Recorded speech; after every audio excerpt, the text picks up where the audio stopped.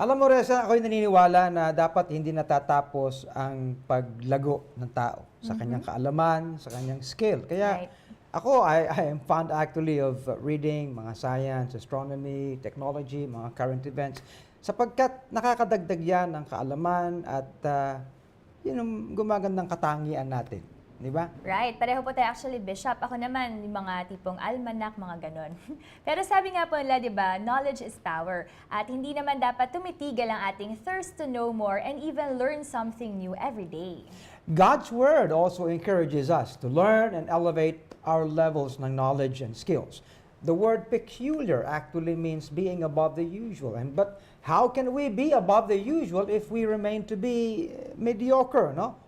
Kaya sa ating bagong episode ngayon ay matututunan natin ang ilang mga bagong kaalaman or skills that our viewers, will surely find interesting and practical for daily use. Right. And there are organizations such as the Lighthouse Center for Human Resource who conduct seminars para maging mas maalam pa tayo sa iba't ibang mga topic. At gaya na nga yan, mamaya sa ating What's Brewing, our young guests, Vincent Acosta and Diane Peralta, will tell us about the importance of being learned pagdating sa aspeto ng pananalapi. So abangan nyo ang kanilang mga practical tips maya-maya lamang. Iba-ibang mga areas ng kaalaman. Right. And preparing and organizing for an event naman, ang pag-uusapan kasama ang event organizers na sina Connie Macopia at Chef Victor Alcid. Take note of their practical tips in getting suppliers for your own small parties or events. Abangan yan sa ating Espresso Self. At Deworming 101 naman ang tatalakayin sa ating Health Talks with our resident doctor, Dr. Leah Viloria Donton. So don't miss the new learnings that you will surely get from our episode today. Stay tuned for 1 hour of informative discussion. Ako po si Reza Abante Yebra. At ako naman, si Bishop Ruben Abante. Join us at magputuloy po tayong magkaroon ng kaalaman. Let's have good talk over good coffee. Welcome to Lighthouse Cafe.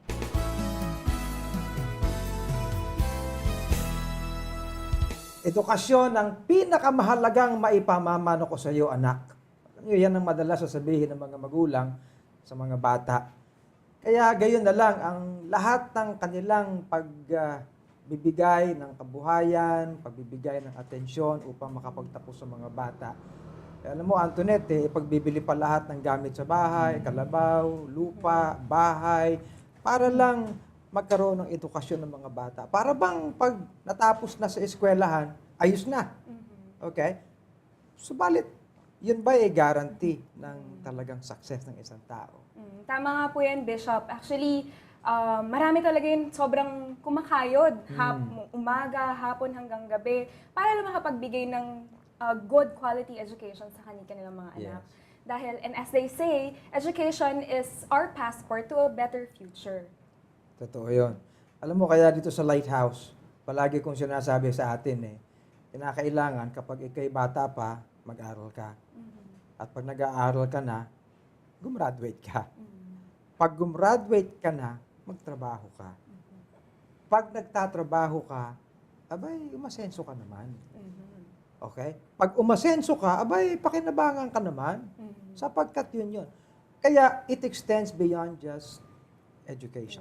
Well, hindi natin din-discount na kinakailangan talaga maedukasyon ng tao. Pero ano ba yung dapat na ipagpatuloy pa? Yan ang ating pag-uusapan ngayon. At ngayon sa ating episode na ito, ay mayroon tayong mga panauhin dito na higit na mas bata kaysa sa akin. Sa bagay, pwede na naman no? Sapagkat dito po sa Lighthouse, ay mayroon kaming tinatawag na Lighthouse Center for Human Resource. At kailan lamang ay nag-organize sila ng isang workshop patungkol sa financial literacy. At kasama natin ngayon ang ilang mga kabataan. Sino-sino ito, Antoinette? Yes, very exciting po ang ating episode dahil kasama natin ngayon ang dalawa sa ating single working young people. Una na po dyan si Mr. Vincent Acosta who recently finished his master's in business administration at isa po siyang investment training manager. Wow. At kasama rin natin si Diane Peralta, a certified public accountant and a financial analyst sa isang insurance company. So, well, mga batang-bata pa ito. Welcome, Vincent, sa Lighthouse Cafe. Gayon ka rin naman, Diane, ano? At alam niyo, mga kilala ko kayo. Pati yata mga magulang niyo, kilala ko no? Lalo si Diane, ano? Diane, you've been in Lighthouse since you were In elementary po. in elementary. Opo. Si Diane po ay bunga ng ating mga ministries, lalo na ng ating Lighthouse Academy. No? At si Vincent naman, ano? Para bang totoy pa lang ito. Well, I'm so happy. I'm so happy. At ngayon naman, you give attention, hindi lang sa inyong sarili, kundi sa iba pa. Because you would want to help them. Ano itong naging workshop na ito? Tell us about this. Oo. Sino sasagot sa inyo? Ikaw, Vincent. Ikaw muna. Okay, so yung Lighthouse Center for Human Resource po kasi is an arm of the Great Lighthouse Foundation na ang function niya talaga is mag-train at mag-equip ng mga ng mga tao natin para maging effective and efficient To train and Christian equip workers. people. Yes. Okay. Pero recently medyo lumawak po, hindi lang po training sa when it comes to the skills sa workplace, kundi lumawak din po yung training na binibigay namin katulad nga po ng financial literacy Wow. seminar. Financial literacy. Well, ano bang specific na pinag-uusapan sa finance? Mga illiterate ba yung mga tao? Actually, pa-start tong financial literacy workshop na to. It's a whole day event that we conducted na naglalayong magturo sa ating mga members, and it's actually open to Everyone. yes, to everyone. Okay. And yung scope niya is from budgeting to savings to investments, even na-discuss din po pati market trends and economic outlook. And syempre po, ending with the concept of stewardship as being taught in the Bible. Oh, yes. Stewardship, Antoinette, no? Ibig sabihin, ito ay ang pagbibigay halaga sa mga bagay-bagay na mayroon tayo. Sa resources. Di ba? Mga resources na mayroon tayo. And dito sa Lighthouse ay tinuturo natin na ang lahat ng mayroon tayo, mga resources natin, ay hindi naman natin, taglay talaga, no? When we came out in this world, ikaw ba, nung meron ka nung pinanganak ka, may edukasyon ka na? Wala. No? Wala. So everything we received. Well, okay. So, ibig sabihin, ibinigay sa atin. Kaya kinakailangan pagpahalagahan natin. Anong kinalaman ng 50 centimos? Ayun, kasi Title, no? Yung title ng ang title po seminar. ng seminar is hanggang saan aabot ang 50 pesos mo. Kasi usually po kaya naisip namin yung title na yun. Ang alam ko, 20 pesos pero parang ibang 20 produkto yata yung 20 pesos. Ano mabibili mo sa 20 pesos? Pero yun nga po, ang pinaka-idea po talaga nun, kaya nabuo po yung title na yun is, usually pag sinabing investment po kasi, iniisip ng mga tao, ay wala akong pang-invest kasi wala pa akong pera eh. Tsaka na lang ako mag-i-invest pagka nakaipon na ako. Pero hindi po nila alam, hanggat di po sila nagsa-start na mag-ipon, Yes. kahit sa 50 pesos lang po talaga, magsisimula. Kahit sa 50 pesos lang. Ibig Pwede na po sabihin, silang mag-start. yung 50 pesos pwede mo ikapital. Wow! Oo. Kung magsisave ka po ng 50 pesos every day, So, tinuturuan niyo ang mga tao maging kapitalista. ayun. Hindi naman po. Yun naman talaga yun no? Alam mo, tinuturo ko ito, no? Lahat naman tayo ay merong capital. Okay? It doesn't necessarily mean na meron kang pera at meron kang ikakapital na pera. Because may taglay naman tayo lahat. Okay? For example, anong kapital ng isang singer? Di yung boses niya. Okay? Yung binigay sa kanya ng Panginoon. Anong kapital ng isang karpentero? Yung know-how niya. Lahat yun, kahit isang empleyado. Okay? I mean, wala kang contribution sa pinakakapital nung yung pinasok mong trabaho o yung business mo. Pero, ba't ka kinuha? Kasi may capital ka eh. Meron kang alam. So, it all starts with what you have. Okay? Well, ibang topic naman yun, of course. So, anyway, kailan to nangyari, Vincent? May 27. 2013. 27. At 2017. This year lang po siya this year nangyari. lang. Very recent lang. Oo. Well, at ano-anong mga magagandang pointers na tinakil? Magagandang points na tinakil doon sa seminar? Actually, isa po sa mga na-discuss doon is yung basics of investing, basics of financial management. Kasi napansin po namin na actually the reason why we have thought of this seminar, kasi napansin po namin yung Financial Literacy Index. Actually, wala nga po yung Philippines sa top 10 in terms of the financial literacy. Opo, wala po siya doon. So, naisip namin, ano po ba yung mga reasons kung bakit wala yung Philippines doon? So, nakita po kami ng 3 pinakamababang scores ng Philippines. Yun po yung concept of inflation, concept of diversification, at yung starting out financial planning early. So, Okay. yun po yung gusto naming ituro sa mga Early attendees. on. Well, does being a millennial mean anything, Diane, Opo. sa bagay na ito? Opo. Actually nga po, sobrang helpful din ng ganitong klase ng workshop. Kasi kami po. mga millennial. Hindi, sige, tuloy natin. Opo, kasi yun nga pong concept kayo ng millennial na where we belong ay more of focusing on lifestyle and trends. Kasi lalo na po ngayon sa panahon ngayon, very hyped ang social media. Yes. Kung saan may mga comparison na itong mga ganitong peers, lalo na peer pressure, dyan pumapasok na si ganito, nakarating na sa ganito. Lalo na po yung na lahat po ngayon easy access, even travel, lahat po ng mga bagay na matetempt kang mag-splurge or Yes. incur ng expenses, sobrang available na. Oo. So, nawawalan po karamihan ng vision na long-term. So, you're saying ang estado ng millennials ay ito, yung bang wala silang masyadong pagpapahalaga, no? Parang wastes lahat, ganun ba? Actually, Yun po actually isa po sa mga na-discuss noon is yung life stages. Lahat po tayo dumadaan sa different life stages. So, Okay. so yung una pong na-discuss is yung mga millennials, yung mga pagkakagraduate mo pa lang, usually, as you go through different life stages, nag-iiba rin po yung mga goals ninyo. So, sa millennials, pagka-graduate mo usually, ang iisipin mo, gusto kong kumita ng pera. So, gusto kong ma-enjoy kung ano yung pinaghirapan ko. Yeah. So, yung goal mo, usually, pagka millennial ka, or kaka-start mo palang mag-work, is ma-enjoy yun. So, Lalo na yung halimbawa ay fruit ng labor mo to. Oo. so you spend, Ikaw lang ang kakain, ikaw lang ang, di ba? you Oo, tend you to spend everything. on gadgets, Yes. on siguro Coffee, bago. coffee, yeah. Coffee, oo, napaka... To picture, So, ganyan. If O, di, tapusin na natin to kasi Lighthouse Cafe to eh. Anyway, sige, tuloy mo.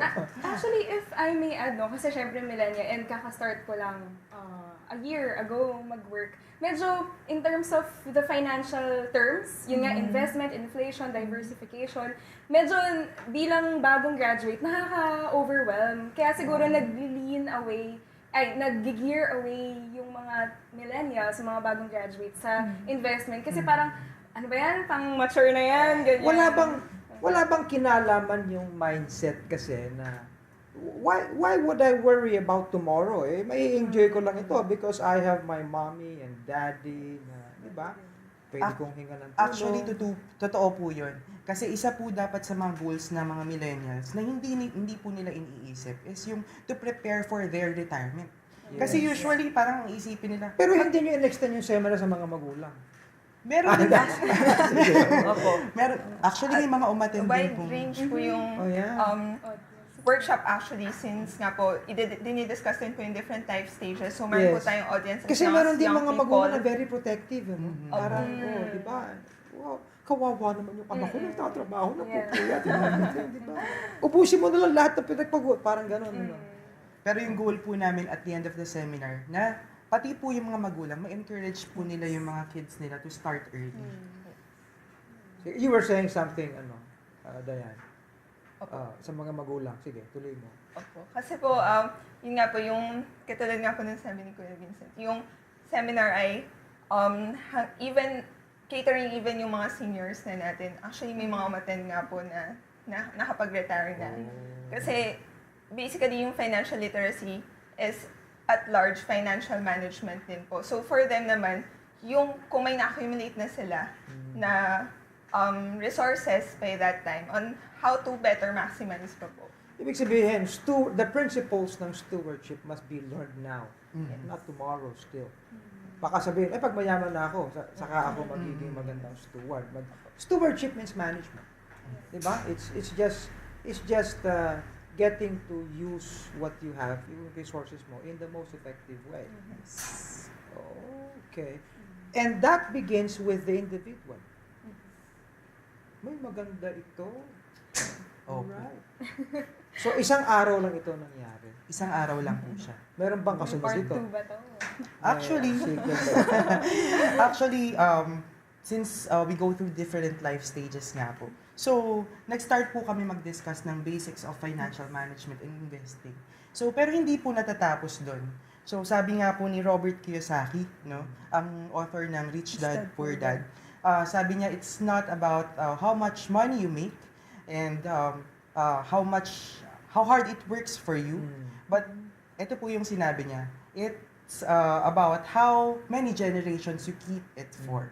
So, hindi lang po natatapos dun sa pagmamanage ng wealth natin, pag-grow ng wealth natin habang buhay pa tayo. Gusto natin, yung mga pinaghirapan po natin, kahit wala na po tayo, alam po natin na hindi po natin siya madadala pag nawala na po tayo. Right, So, gusto po natin, meron po tayong legacy Does, sa mga... does this mean you encourage everyone na nag-attend to go into business or what?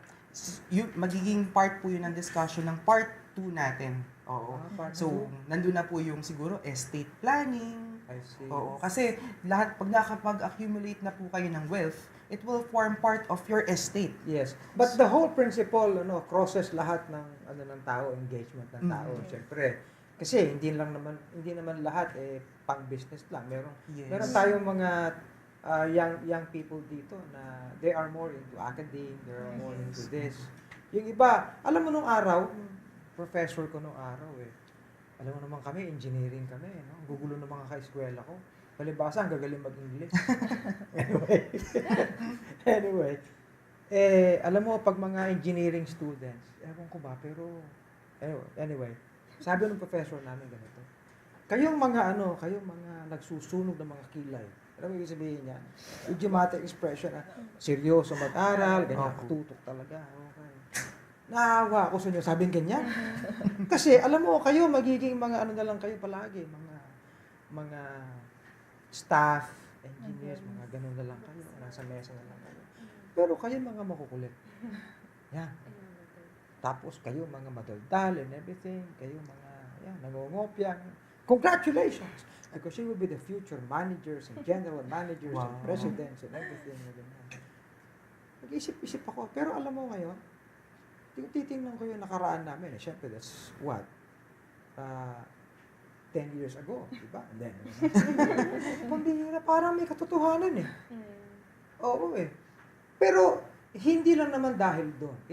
Totoo yun. It's because you've learned the principles of stewardship. And everybody has something to steward. Di ba?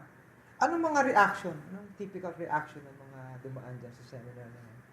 Actually, so far po, yung mga narinig naming feedback ay positive. Yes. Actually, ang dami daw po nilang natutunan. First time nilang marinig yung about yun nga, basics ng investing and even savings and budgeting po. Na sobrang helpful. Utang. Opo. Paggamit ng credit card, pinag-usapan niyo ba yun? Opo, natakal din po siya. Opo. Kasi pag nakaranas na ng credit card, bili ng Totoo po yun. bill mo ko niyan, bill mo ko nun. Wow. So, sino-sino yung mga, for example, you are one of the speakers. Yes. Sino pa? Si Brother Neil Delgado, tsaka si Brother Romel Gariza. Neil Delgado is one person na palagi nasa entrepreneur, di ba? Yes. Award rin yata siya, no? Okay. And who else? Si Dr. Si Eric, Dr. Eric Torres, who is himself a financial officer ng isang malaking company. Wow. So you mean sa LCHR, kahit highly successful na, they still go back and, teach yung mga millennials. And this is in a church setting, yung ministry? Actually, hindi lang po sa church setting, nag-extend na po yung ministry dun sa Napaka-pakialamero nyo sa church. Di ba, business is business, church is church? Yun po yung tinuro sa amin ng aming pastor. Totoo po. Na lahat po Siyempre ay si ministry. Bishop R. Okay. But what do you say about that, Diane? Kasi minsan ang setting ng tao, yung pag-church panlangit lang yan. Ano masasabi mo doon? Katulad nga po na natutunan namin sa Lighthouse, ang lahat po ng ginagawa natin para sa Panginoon ay actually dapat relevant sa lahat ng aspects ng buhay natin. Dahil yung grace ng Panginoon sa atin na nag-overflow, it must be felt by all of the people around us. So everything that we do, whether it's our corporate job or business or anything that we do, ay binigay nga po ng Panginoon sa atin to steward in order to be able to be channels of blessings to others. That is good. How does it feel, Vincent? Ikaw, bata-bata mo pa, you're working in a bank and you've earned your master's degree. How does it feel na ikaw mismo magturo sa mga younger ones? Actually, sobrang natutuwa po ako kasi siguro teaching is also my passion. So I want to help educate the people na kung ano po yung ma-impart ko po kung ano po yung natutunan ko when I was in college, when I was taking my masters, or yung my experiences ko in the financial industry. Gusto ko po siyang, ayoko pong nasa akin lang siya. Gusto ko po siyang ma-impart dun sa mga ibang tao din. Okay. For example, merong kagagraduate lang. Okay? Papasok sa isang, it's gonna be, first job, no? What would you advise the person? Syempre po, yun nga, yung magiging goal po kasi niyan is to enjoy his money. Hindi naman po masama yun, pero unahin po siguro, wag pong kakalimutan yung siguro yung mga offerings, kasi we give back to the Lord what is for the Lord, di ba? Give to God what is God's and give to Caesar what Caesar's. Okay. So, yun po yung una ko siguro masasabi for them. Ibig sabihin, learn the principle of which priorities should be. And then, siguro, matutunan nga po ang principles of financial management. Kasi napaka-importante nung principle of financial management na matutunan early on. Kasi, like, kunyari po yung sinabi ko po kanina, pag-prepare for the retirement, kailan ka pa po ba magpe-prepare for your retirement kung malapit ka na po bang mag-retire? So, as early as now... Kung kailan ka magre-retire, push ka na, wala na. Oo. So, kasi habang as we age, as we grow older, dumadami din po yung responsibilities natin. Nag-iiba rin po yung mga financial goals natin, yung mga life goals natin. So, hindi po bumababa yung cost of living. So, as early as possible, sana matutunan na nga ng mga tao na ang principles of financial management. How about you, Diane? Sa isang maraming graduates ngayon. So, naghahanap ng trabaho and once they get a job, so what do you want for them to know? Actually po, ang ma-advise ko po, though medyo bata pa rin po ako, is of course to dedicate their job to the Lord first. And yun nga po, bukod sa unahin natin ng Panginoon, unahin din po yung mag-save muna. So, yun nga po yung principle na income minus savings equals expenses. So, palagi... Ulitin mo. Ano yan? Income minus savings equals... Income minus savings equals expenses. So, unahin po muna ang magtabi, mag-target ng itatabi. Kahit gano'n pa po kaliit pa yung sweldo sa ngayon, kahit nga po 50 pesos lang yan, malaki po yung maaabot yun kapag consistent yung pagtatabi. It's living within your means. Yes. Okay. May means naman si daddy ko. Yan ang problema. Ano, Antoinette? Ikaw bata. Actually, naka-attend nga po ako dun sa seminar na yun. Wow, okay. Bilang attendee ng seminar, what can you say? So, thank you. Truly, actually, si Vincent bilang isa sa mga nag-talk ay sobrang relatable kasi nga po bata pa siya. So, parang nakuha niya yung attention ng mga millennials. And as a result, ngayon, nag-compute na ako ng income and savings ko. Wow. And then, hopefully, yun nga po, ma-budget yung expenses through that. So, where does God come in doon sa aking naipon? Where does my parents come in? Where do my family come in? Where do I come in? Well, alam mo, maganda itong pinag-usapan natin. And I hope that nakarelate tayo ng maganda sa ating mga nanonood. Kaya po, sana itong mga ganitong pag-uusap sa Lighthouse Cafe Show ay, yun bang sundan po ninyo. And invite others to watch with you. Well, Vincent, thank you so much. Thank you, Pastor. Thank you Oo. very much. And of course, Diane, Peralta, I'm so happy for you. Seeing you na ngayon lumaki kayo sa Lighthouse, ika nga, you can be considered organic sa Lighthouse.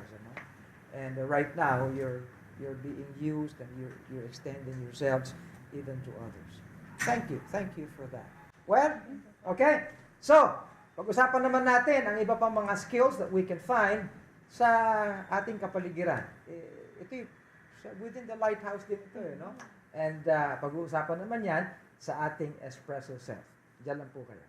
Mga usaping in, mga paksang trending, Mga talakayang may kabuluhan. lifestyle at kulturang sariling atin. Buhay Pinoy, pag-usapan natin dito sa Espresso Espresso Self! Self!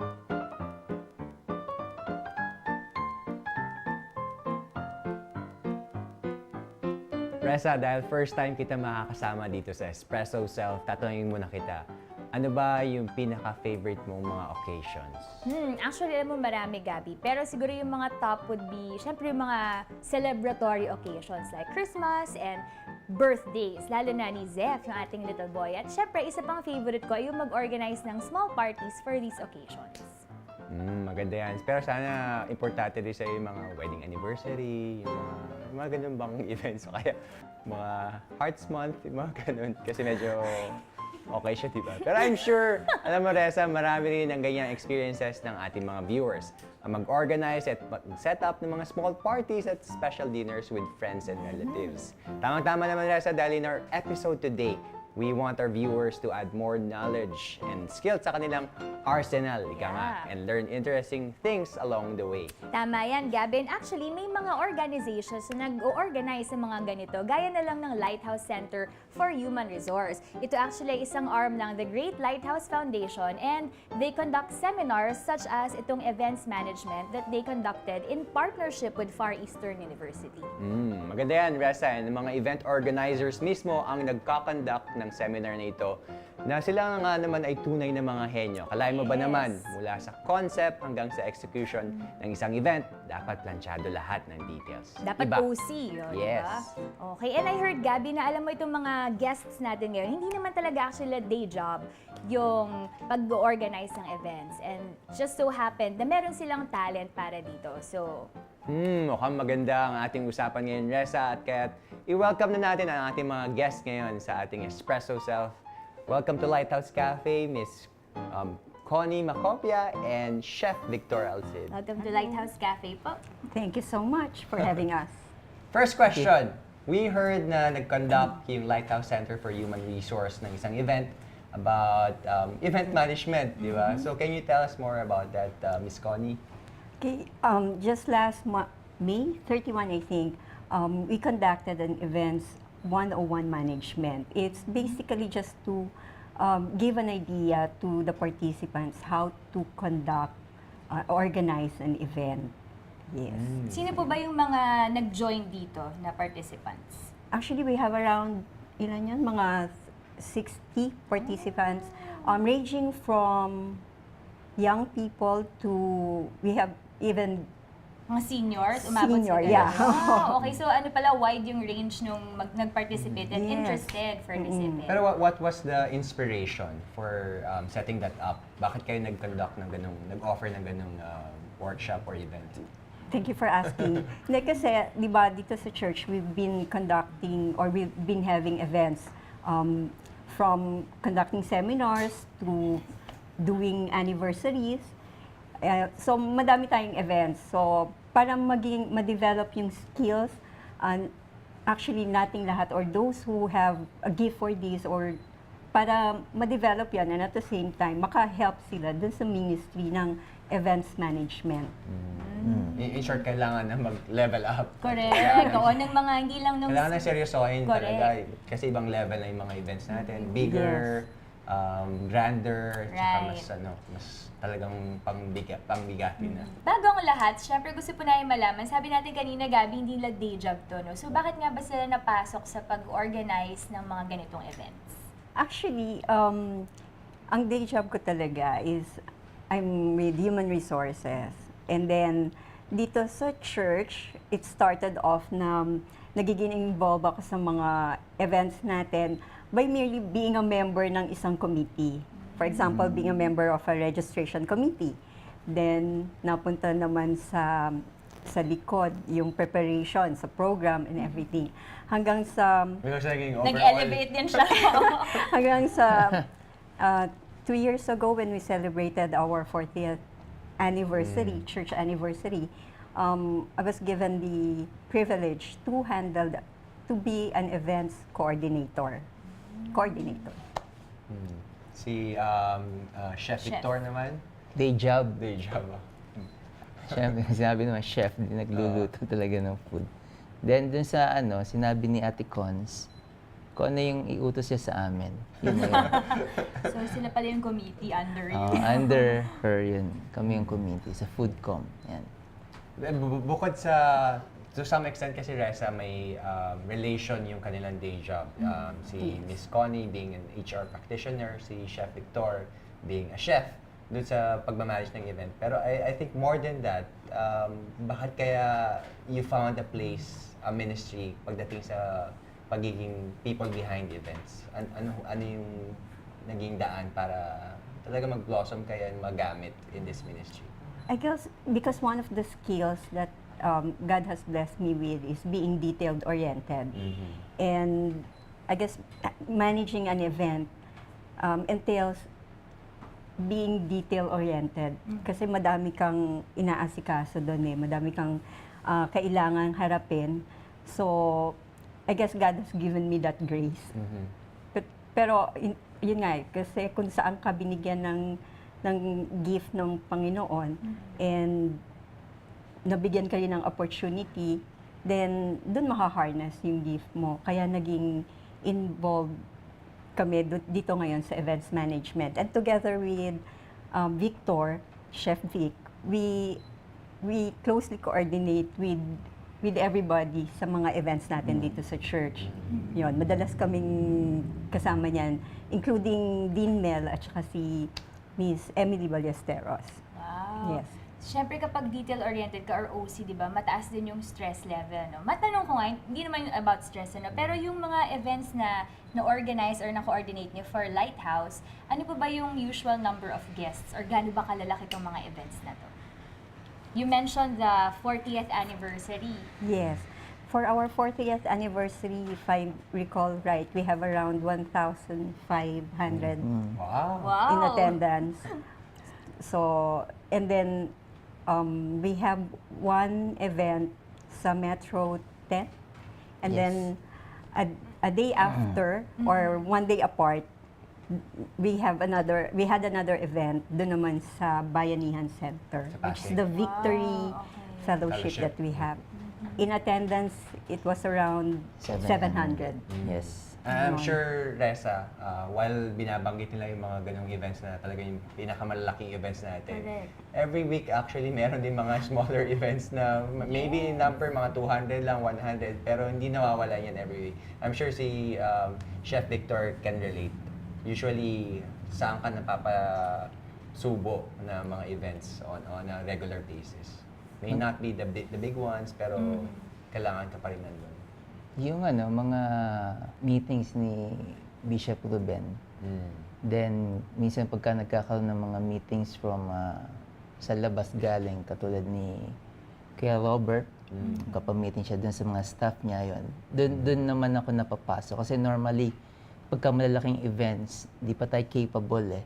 So, nagka-cater tayo, kumuha tayo ng caterer para dun sa mga malalaking events natin. Pero pagka yun dito lang, sabihin natin sa Lighthouse Cafe, ako na yung in charge sa food. Okay. So, yun. talagang from small events to the biggest Yes, ones, exactly. expert na talaga sila kung tutuusin. I would say, mukha naman mga Mukha expert naman sila. talaga expert sila. Pero alam Si mo, Ate Res, Connie, expert na. Maliit na bagay sa kanya. Alam mo, 1.5. Res, Ano ba yung 1.5, di ba? marami actually allergic dyan sa pag-organize ng mga events. Right, Kasi it's not for everyone. Parang yung kung kailangan mag-organize ng event, may certain profile. I think na-mention yung isa, pagiging OC, attention to details. And Yeah. even yung time, kasi di ba syempre for each event, like meron kang, bago pa yung event na yun, marami kang suppliers, may mga deadlines, gano'n. Exactly. Paano niyo po minamanage yung ganung stress level? Siguro I work best under pressure, parang ganun. Wow. Hindi ko na alam. Kasi ano eh, Parang parang mas focus kung under pressure na parang mas madali na para sa akin magtrabaho.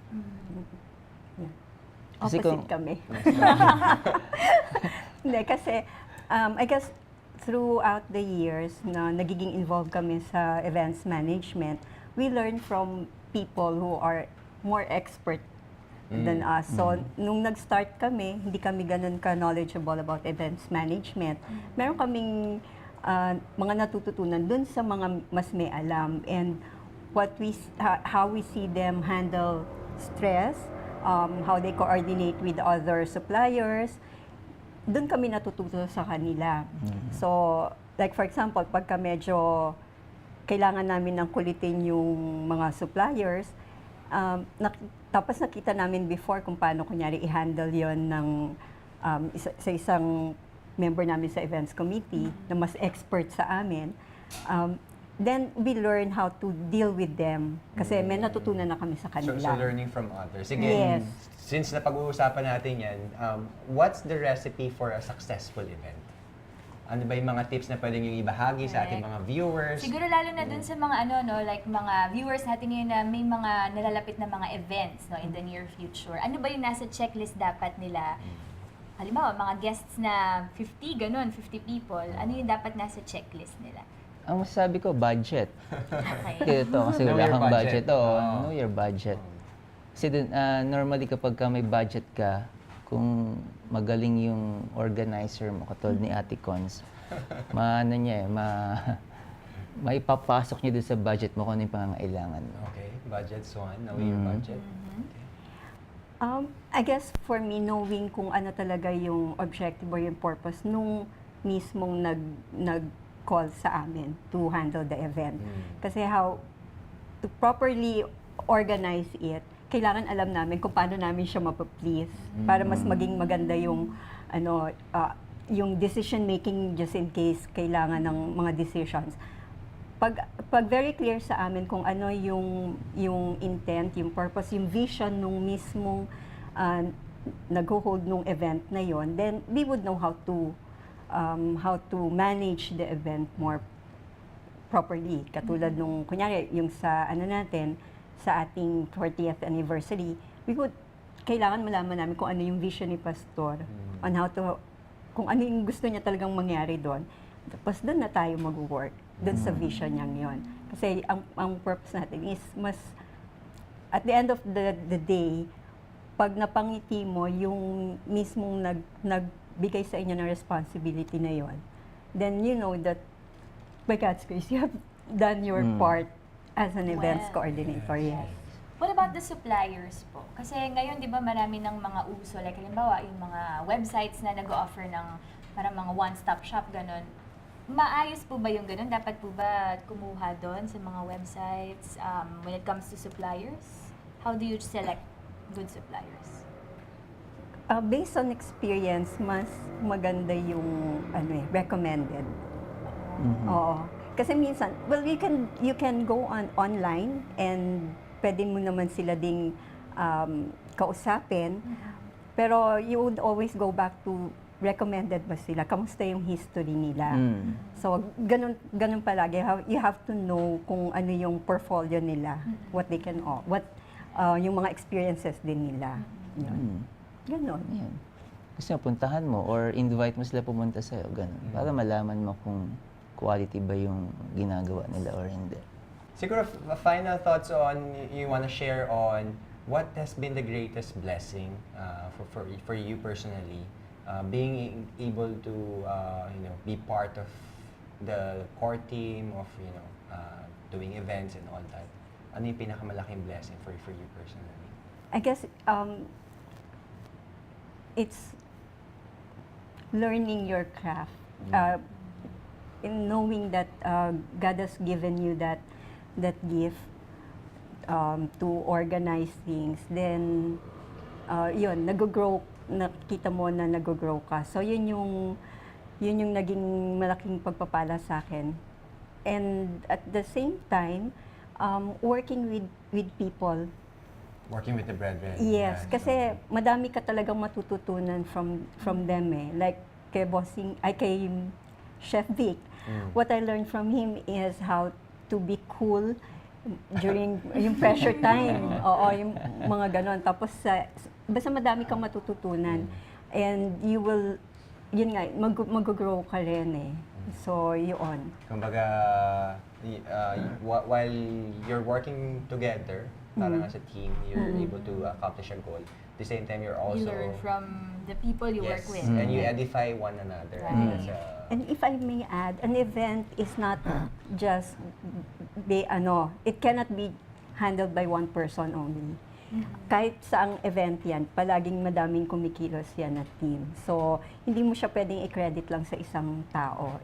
It's always with the team. Yes, there's no I in events. Yeah. It's E. It's everyone. Chef Victor Yeah. po, correct. Everyone. Yeah. Kayo po, Chef. Ano lang, Cool lang. cool lang yan. Ma-satisfy or masiyahan yung tao, ganun. Okay na sa akin yung greatest blessing na.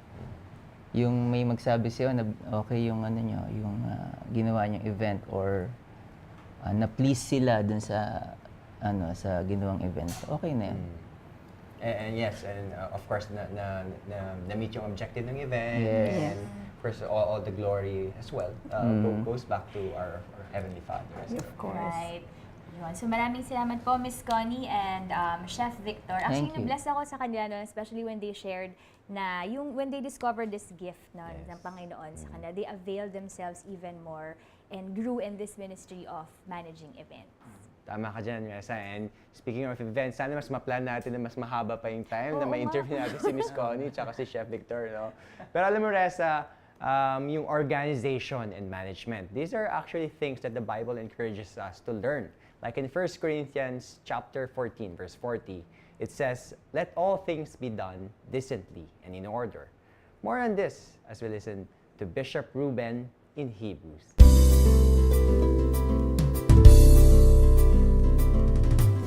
Welcome sa ating Hebrews. Ito ang bahagi sa ating Lighthouse Cafe na naglalayon na makapag-usap tayo tungkol sa kung ano ang spiritual na aplikasyon sa lahat ng mga napag-usapan sa ating mga segment. At sa particular na episode na ito, ang pinag-uusapan po natin ay ang magandang pag-acquire ng kaalaman, mga skills. Doon po sa Proverbs, ang sinulat dito ng wisest man who ever lived, ay ganito ang kanyang sinasabi. Get wisdom, get understanding. Forget it not, neither decline from the words of my mouth. Forsake her not, and she shall preserve thee. Love her, and she shall keep thee. Wisdom is the principal thing. Therefore, get wisdom. And with all thy getting, get understanding. Exalt her, and she shall promote thee. She shall bring thee honor, or to honor, when thou dost embrace her. She shall give to thine head an ornament of grace. A crown of glory shall she deliver to thee.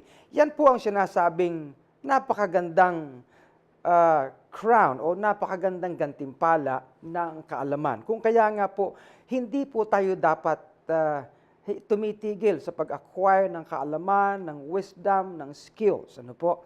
I always say it sa mga young people, sa mga kabataan. Kapag ikaw ay kabataan, mag-aral ka. Kapag ikay nag-aaral, gumraduate ka. Pag ikay gumraduate, magtrabaho ka. At pag nagtatrabaho ka na, abay, magkaroon ka ng pag-asenso sa buhay mo. At pag nagkaroon ka ng asenso, ilipat mo naman para sa iba upang ang pakinabang mo ay maging pakinabang din naman sa iba. Kaya hindi po natatapos. In fact, Ang prinsipyo po ng pananampalatayang Kristiyano ay gayon din. Okay? In fact, ang sabi ni Peter sa 2 Peter chapter 3 and verse 18, ang sabi niya ay, "But grow in grace and in the knowledge of our Lord and Savior, Jesus Christ." Batid po natin ang Diyos. Ang kanyang biyaya ay napakapuspos. Ibig sabihin hindi po nauupos ito. Ano po? Hindi nauubos. Overwhelming para sa atin. Sa lahat ng ating pangangailangan ay napakayaman ng biyaya ng Panginoon. Kung kaya, sa yaman ng kanyang biyaya ay hindi po tayo natatapos mag-acquire at magpagpalain sa pamamagitan nito. Kung kaya nga, habang ang biyaya niya ibinubuhos sa atin, naroon din naman dapat ang ating willingness sa pagtanggap ng biyayang ito na mag-increase tayo ng kaalaman. At, in fact, ang kaalaman kay Kristo Jesus. Alam niyo po, ang banal na kasulatan ay napakaraming katotohanan para sa atin. At hindi lang po yung katotohanan para sa mga spiritual na bagay. Katotohanan po yan para sa mga iba't ibang aspekto ng ating buhay, mga iba't ibang areas po ng ating buhay. Sapagkat ang pagiging Kristiyano po ay hindi lang panglangit, pang dito rin po sa lupa. At pag pinag-usapan natin ang ating pananatili sa lupang ito, naririyan ang tungkol sa pamilya, naririyan ang tungkol sa komunidad, naririyan ang tungkol sa kabuhayan, naririyan ang tungkol sa governance, naririyan ang tungkol sa management, pagbibusiness and everything. Kung kaya nga po hindi tayo natatapos sapagkat ang kalooban ng Panginoon ay hindi lang po naka-enclosed sa isang area. Okay? Kahit po ang mga natututunan sa church ay hindi lamang po dapat ina-apply within the confines ng walls ng isang church building. No. It extends. Kung kaya nga po dito sa Lighthouse at sa ating Lighthouse Cafe, tinuturo po natin na kinakailangan ang Kristiyano ay magkaroon ng impact, magkaroon ng magandang relevance, magmula sa kaniyang paglilingkod sa Panginoon, sa kaniyang tahanan, hanggang sa pamilya, sa komunidad, and eventually sa buong bansa. Sapagkat merong sense ang ating pananampalataya sa anumang aspekto ng buhay. Kaya ang kaalaman po ay kinakailangan seryosohin ng lahat. Skills, ano po? Lalo na pag ito'y nagagamit sa pag-unlad ng tao. Hindi lang po tayo gusto magkaroon ng pag-unlad sa ating well-being, sa ating kabuhayan, kundi po maikalat din natin para sa ating bansa. I say it often. In fact, marami na po akong kausap, sinasabi ko, ang pananampalatayang Kristiyano should cross borders. At hindi lamang sa ating bansang Pilipinas, kundi sa ibang bansa din. Kung tayo pinagpapala dito, ang pagpapalang yan ay dapat umabot po sa iba.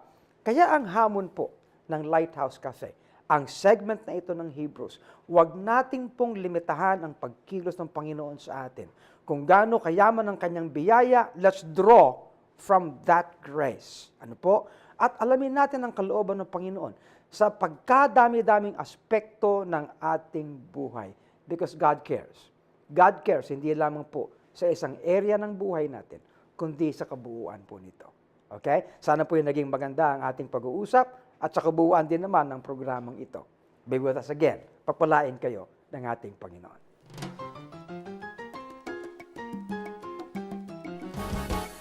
Ngayong 2017 ay nilaunch ng Department of Health ang programang Sabayang Gamutan kontra Bulate. Layunin nito na magbigay ng libreng deworming services sa mahigit 23 million na mga batang mula kinder hanggang grade 12 sa public at private schools. Mahalaga ang programang niya, Erica, dahil 66% ng mga batang Pilipino ay may bulate sa tiyan. At sa mga rural areas, halos 90% ang prevalence. Ibig sabihin sa mga mahihirap na lugar, halos lahat ng mga bata ay may bulate sa tiyan. Totoo. Hindi lang pala talaga siya yung joke na pag sinasabi nila na, magkakabulate ka sa tiyan, di ba? Pero, pero actually, ako, alam ko, nag-deworm din ako nung bata ako, pero hindi ko na talaga maalala. Siguro nasa 7 years old ako na kami talagang magpipinsan, sabay-sabay kami na pinadeworm ng parents namin. Hindi ko na maalala yung akin eh. Pero para mas maintindihan natin, lalo na ng mga parents of school children dyan, kung gaano kahalaga ang deworming, kasama ulit natin ang ating resident doctor, Doc Lea Viloria Danton. Hello po. Hello. Welcome po ulit sa Lighthouse Cafe. Ayan. So first po, Doc Lea, paano po ba nagkakaroon ng bulate sa tiyan? Daislin, ang bulate na yan ay galing sa lupa. Ito ang tinatawag nating soil-transmitted helminth. Kagaya ng mga ascariasis, pinworm, hookworm, whipworm, na kung saan ang mga ito na klase ng worms, sa dami ng worms na yan, ay nakukuha sa pagkain na marurumi. Na kung saan yung mga bata, di ba, mahilig silang maglaro sa labas. Tapos with their bare hands, laro sila ng laro. Hindi nila alam na yung lupa na yon ay kontaminado ng mga helminth na yan, kagaya ng pinworm, yung binanggit natin kanina. So, ang mangyayari, habang naglalaro sila, hindi sila naghugas ng kamay, pwedeng makain nila yung bulate kasama yung kanilang mga pagkain na kinakain, kagaya ng mga biscuits, ganon. So, doon mismo galing yung pagkakaroon ng bulate. So, galing mismo siya sa lupa na natatransmit sa pamagitan ng pagkain ng marurumi. Nabanggit nyo nga po, Doc Lea, na bata talaga mostly po yung nagkakaroon ng mga bulate sa tiyan. So, bakit nga po ba sila mostly po ang biktima nito? Kasi, Erica, ang mga bata madalas, ang kapaligiran nila, di ba? Doon sila madalas naglalaro. So, with their bare hands, na kung saan, syempre, bata yan, di nila alam kung ano ang marumi, ano ang tama o hindi. So, syempre, halo-halo na yon. Kaya, di nila alam, tapos kontaminadong soil pa ang pinaglalaroan nila. Lalo na po pag lalo lang, kasi naalala ko din nung bata rin ako, talaga gustong-gusto natin yung lumalabas. Ayaw natin na maglalaro lang sa loob ng bahay. Kailangan talaga gumagalaw tayo. Pero paano po natin malalaman? May sintomas po ba ito pag merong bulate sa tiyan? Oo. Magandang tanong yan, Daislin. So, walang test na kung saan madadiagnose natin na may bulate ang bata. Bagkus, meron itong mga sintomas na base sa sintomas pa lang, pwede na natin masabi na may bulate ang tiyan. Una, ang pagkakamot sa puwit tuwing gabi. Yun ang number one. O, pagkamot ng bata, ng puwit niya tuwing gabi, isang sintomas na yon. Number two, ang hindi pagdagdag ng kanyang timbang. So, kahit anong kain niya, hindi siya tumataba o hindi nadagdagan ang timbang niya. So, number 3, sa mga mukha pa lang niya, so, malaki ang tiyan, parang bansot siya, tapos tawag nito payat. So, may mga ganong klase na bata na may mga simptomas na may bulate sa tiyan. Tapos, sa pag-aaral niya, medyo na hindi maganda ang performance niya sa school kasi nga, dahil yung bulate na yan, kinakain ang mga sustansya na nasa tiyan niya. So, depressed ang kanyang cognitive development, medyo mababa. Ang progress ng growth and development niya, hindi rin ganun ano sa age niya. Kumbaga, kasi may proper na timbang sa age, di ba? So, kulang siya sa timbang sa edad niya. Parang ganun. Laki palang epekto kapag hindi na ayos po yung tanggal ang bulate sa tiyan. Sa mga symptoms po na ito, Doc Lea, paano nga po ba natin ginagamot yung mga bata na merong bulate po sa tiyan? Madali lang gamutin ang mga bulate na yan ay kagaya ng maraming gamot na deworming medicines na tinatawag, kagaya ng albendazole, mebendazole, or even praziquantel. So lahat ng mga yan ay deworming medicines. At iniinom lang ito single dose. So parang minom ka na lang ng isang vitamins. So pagbigay mo sa pamilya, kunwari, sa isang pamilya kasi, kailangan lahat sila magpurga, hindi lang yung bata, even the adults. Kasi lahat yan, pwede kasing kumalat, pwedeng tawag nito, matransfer sa iba't ibang tao na member ng pamilya. So, kailangan the whole family will have their deworming. Tapos, para ka lang uminom ng vitamins, single dose lang siya. Okay. May frequency po ba na dapat inumin to? Or gano'ng kadalas ba ito dapat gawin? Usually, every 6 months ang deworming. So, twice a year ang deworming para sa ganun ay malinis lahat ng mga bulate sa tiyan. Lalo na pag yung mga bata na yan ay nasa, sabi mo nga kanisa, nasa endemic areas, sa mga lugar na depressed, na yung bahay ay tabi-tabi. Yun. Madalas kasi kailangan talagang 2 times a year. Gano'ng katagal po? Ilang years po siya? As long as the symptoms is there, so yung mga, kunwari, nakikita natin yung bata, wala pa rin pagbabago. So, pwede tayo, every 6 months, sige lang, tiyagaan mo lang na purgahin. Hanggat kasi, sa isang purgahan kasi, hindi pwedeng matanggal lahat. May matitira at matitira pa rin. Yung iba naman, pwede rin isang single dose lang, mamamatay lang agad. Oo. So, Doc Lea, dahil nga po doon, meron po bang mga side effects yung pagde-deworm po? as any other medicines, may mga side effects yan, pero minimal lang, kagaya ng masakit ang ulo, nasusuka, okay, nagsusuka, okay, even fever, may mga ganon na simptomas. Pero self-limiting naman yung simptomas na yon. Pagka wala na yung bisa ng gamot, matatanggal na rin yung side effect na yon. Hindi naman po sila, hindi naman lumalala lalo yung kalagayan ng mga bata. Hindi naman kasi pinapatay mo nga yung bulate na yon. Tsaka kasi yung ininom mo na yon ay pampatay o kay pampurga ng mga bulate. Okay. Gaano po ba kahalaga na ang proper hygiene para makaiwas dito sa mga bulate sa tiyan? Yun ang number one na kailangan natin, Gracelyn, yung proper hygiene talaga. So, kailangan natin panatilihin malinis ang ating kapaligiran, lalo na pag may mga alaga tayong mga bata pa. So, ang proper hand washing, natin binanggit din natin kanina, ang universal precaution. So, ugaliin natin ang mga anak natin ay palaging naghuhugas ng kamay bago at saka pagkatapos kumain. So, nasabi niyo nga po, Doc Lea, kanina, yung pagdi-deworm, dapat po sa buong family talaga dahil pwede pong mahawa din sila, hindi lang po yung mga bata. So, ano po ba yung mga tips na mabibigay niyo po, lalo na po sa mga parents, para po sa mga bata na meron pong bulate sa tiyan? Yun ang sabi natin kanina. So, number one pa rin ang proper hand washing. So, panatilihin. So, mga mamis kagaya ko, panatilihin natin malinis ang ating kapaligiran at malinis ang mga kinakain ng mga anak natin. So, ang mga pagkain, iniinom nila sa school o kaya sa bahay, kailangan talaga natin siguraduhin na malinis ang pag-prepare nito. At huwag natin hayaan ang ating mga anak na naglalaro sa kapaligiran na with their bare hands, tapos yung mga walang mga tsinelas, ganon. Kasi pwedeng doon mismo kakapit yung mikrobyo na kung saan magdudulat ito ng mga bulate sa tiyan. Dok Lea, mayroon po bang instances na hindi po nawawala yung pagkakaroon nitong bulate sa tiyan? And ano po yung nagiging effect po nun? For example nga po sa mga bata. Merong instances talaga na gano'n na sa isang purgahan hindi mo makukuha sa isang inuman lang. So, pag gano'n pa rin ang simptomas ng bata, hindi, sabi nga kanina natin, hindi tumataas ang timbang, tapos medyo lampayatot pa rin, parang gano'n. So, purgahan na lang natin tiyagaan every 6 months. Kasi pag hindi natin ito natanggal lahat yung bulate sa tiyan, malnourishment will come first.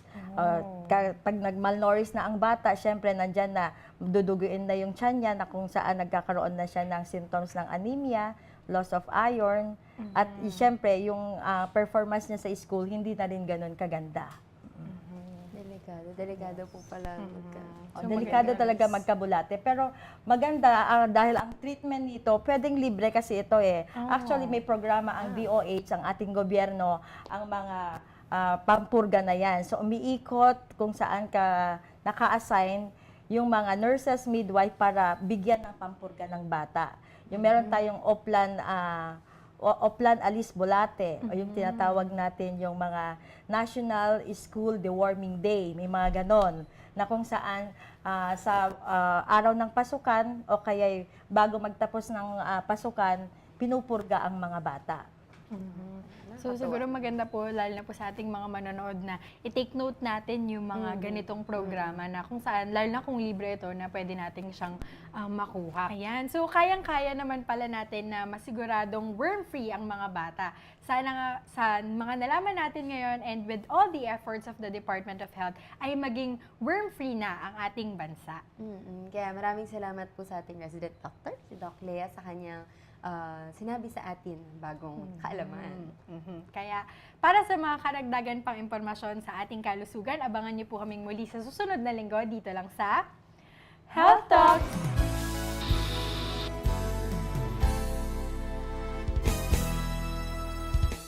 Thank you for having joined us in our talks today here at Lighthouse Cafe, and we hope you were blessed and you enjoyed all our discussion. At nagpapasalamat po muli kami sa aming mga ministry partners. Special thanks to 4 Gospel Catering Services, Miami Cakes, and Lighthouse Blues. Special thanks also to Ms. Marina Ranza Mendez and Bella Pitstop for our supply of makeup products. And para naman sa mga on-the-go na palaging naka-mobile, you can easily catch our latest episodes through our YouTube channels. Hanapin po ninyo ang Lighthouse Bible Baptist Church channel and the new GCTV YouTube channel. Don't forget to subscribe. Also, please check www.gctv.asia